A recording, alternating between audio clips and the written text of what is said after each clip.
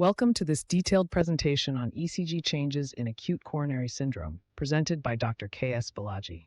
Let's begin by understanding the state of complete depolarization and its impact on ECG readings.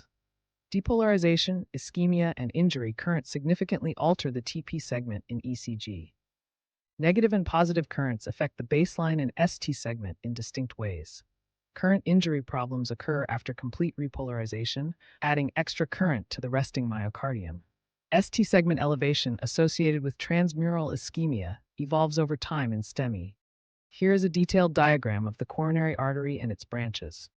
Reciprocal changes in the myocardium and ST elevation are key indicators of anterior wall myocardial infarction.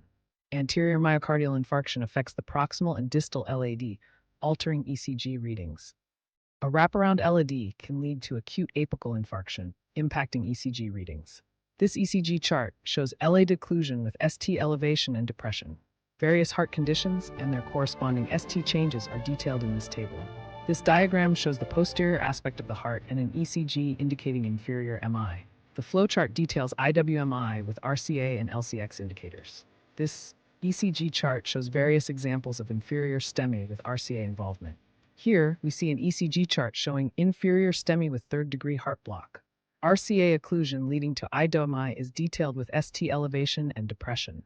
This ECG chart shows RCA occlusion with ST elevation and depression. Educational diagram and notes detail IWMI by LCX with ST elevation. Left circumflex artery occlusion in IWMI is detailed with ST elevation and depression.